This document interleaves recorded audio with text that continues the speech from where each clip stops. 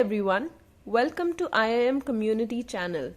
This video is a continuation of the series Top 5 HR Trends of 2021. In the last two videos, we discussed two trends of HR analytics, workforce planning and competency framework. Now we discuss at length the other three trends, gig economy, people analytics and reinventing employee experience. Let's start with the first among the three, the rise of the gig economy. Over to you, Paridhi.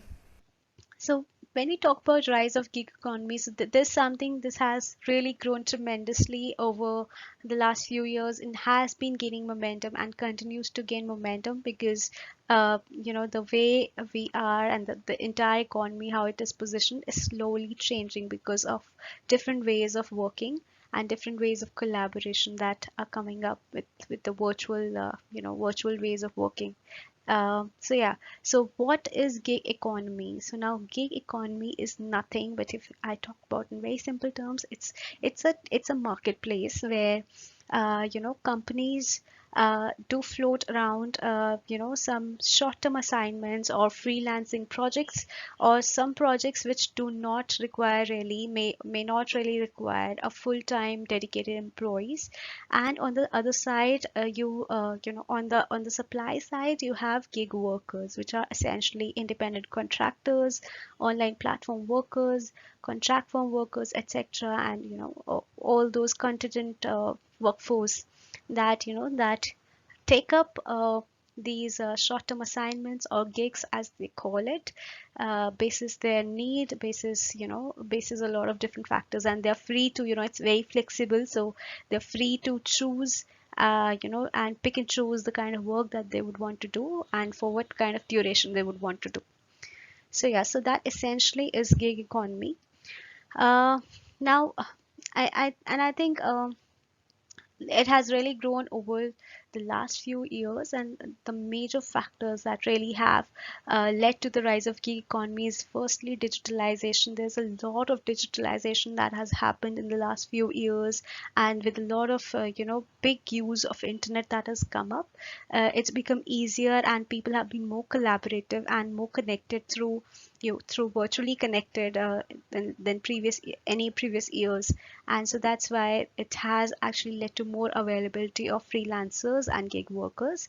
Another thing is about rise in remote working and workforce flexibility. Now again, so in the last, and more so in the last year, companies all over the world have really experimented with the virtual ways of working, and it has, for most of them, gone really well, and that has led to the rise of the notion that physical boundaries are not really something that can limit the amount of the kind of work that you may want to do, and that's why it's sort of propelled the gig economy even further.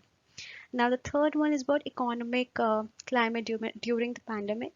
So yeah, so another thing, and which also led to a consequence of that, is that not a lot of companies were in very good economic conditions, and not many of them would have had budgets to really hire full-time workers and dedicated employees. So that's why gig economy and gig workers were sort of like a easier route for them to really fulfill their demands, for the time basis.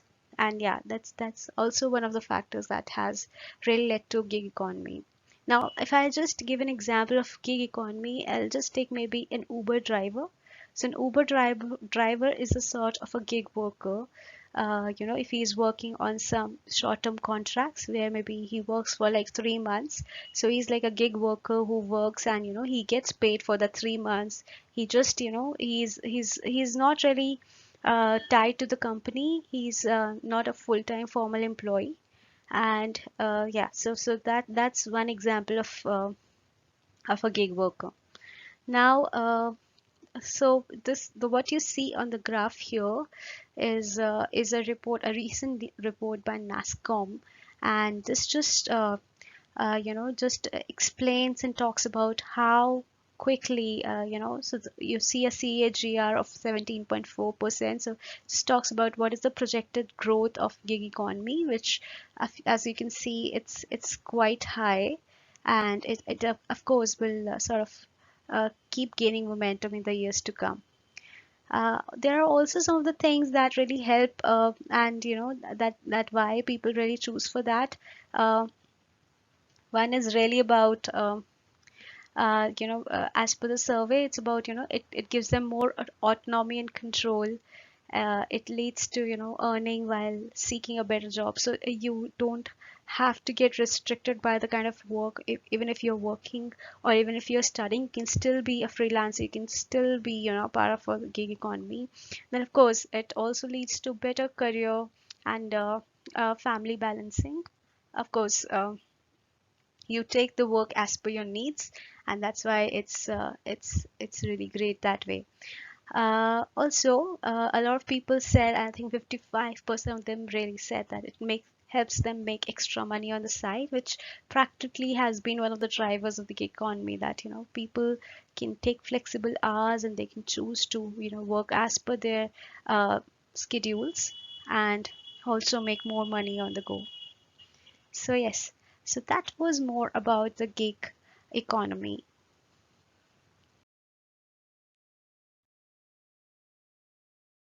All right, guys. So the fourth topic is about using power of people analytics.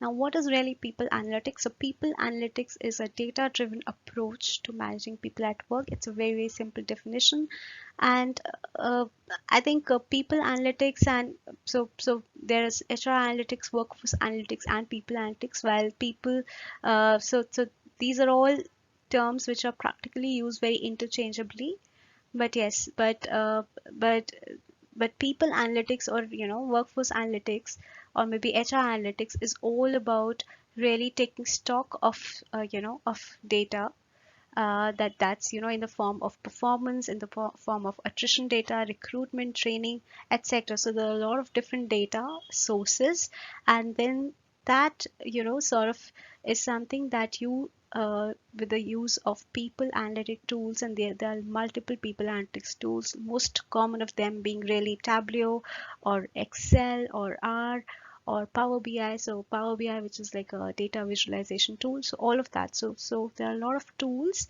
which help you take a stock of this data, dig data further, and make meaningful insights from the data that you get. And also, with the help of that, you also do trends analysis, which helps in predictive decision making.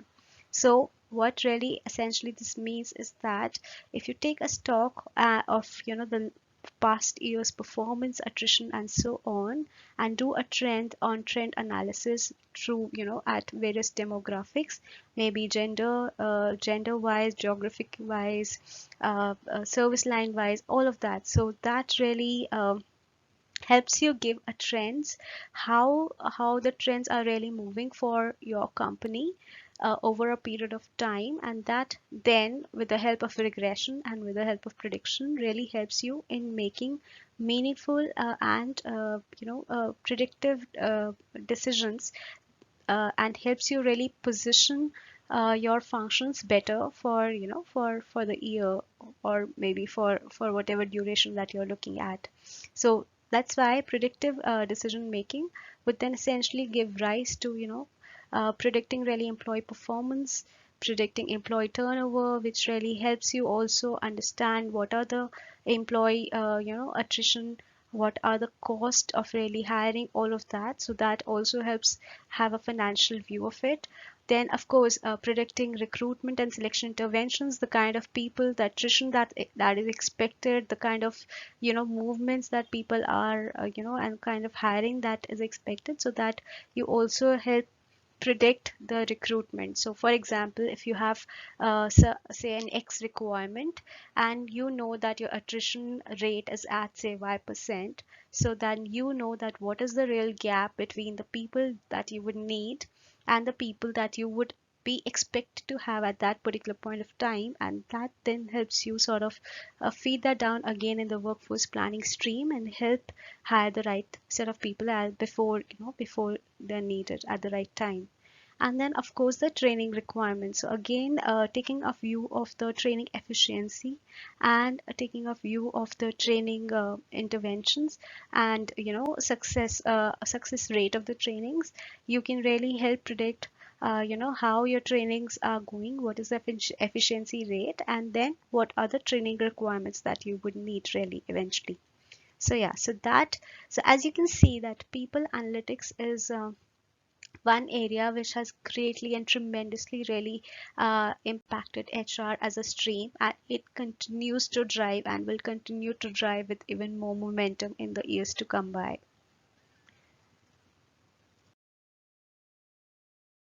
Okay guys, so the final section of today's video is about reinventing employee experience.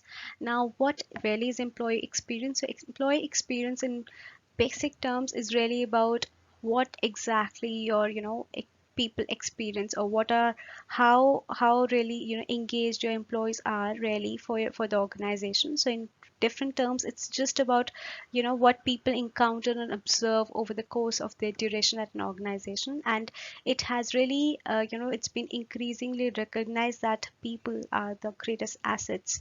And also because there have been a lot of different studies which have been done and which actually do suggest that people who have the right, and organizations who have the right employee experience, and who actually have a great employee engagement, do generate 25% or more higher profits than ones who do not. And this is also leads to a lot of different rise areas like high productivity, high innovation and stuff like that. So yeah, so that's why employee experience is being really gaining ground over the years, and has also tremendously, you will see a lot of companies in today really investing a lot in the employee experience. Now employee experience also has different parts to it, and these are also the areas of how you really measure your employee experience. Now the first one really is about purpose, brand and culture. So this, it's self-explanatory, but it really is about how your organization is really perceived externally, internally, and what is the overall experience of the people. So it's essentially if the leaders are really walking their talk, whether there's an organization pride that people feel while they're working for your organization, and so on. Now, the second thing is about talent management. So, talent management is all about innovation across talent lifestyle from recruiting to rewards. So, it just talks about whether your policies are flexible enough, whether if they take care of people well-being, financial and health wellness policies are deployed, and whether it is being maintained and done at a regular basis where people are stress-free and they are open, and they're open to speak their minds. Now the third one is about workforce digitization and or workplace digitization. So now again, it really sort of links to the people analytics.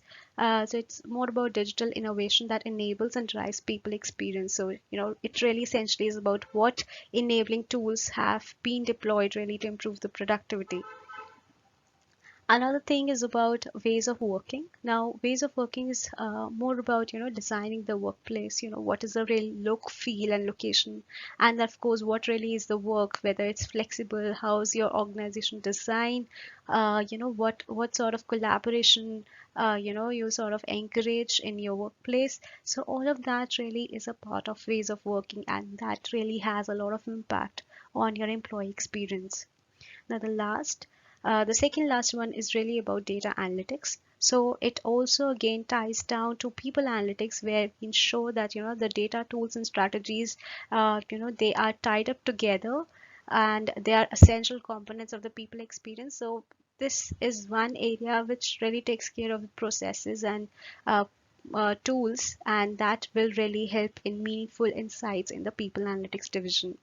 Now, the last one is about change and communication. So, of course, while doing all of this, we really have to ensure that the employee engagement, and there's employee engagement, and there's awareness, and there's a definite buy-in of strategic initiatives by the employees, so that they are also, they see themselves as stakeholders in the company's vision, and that also helps in greater engagement and of course in higher productivity. Thank you guys for watching this video. Please subscribe and like this video in case you like it, and we'll come back with new video very shortly. Thank you so much.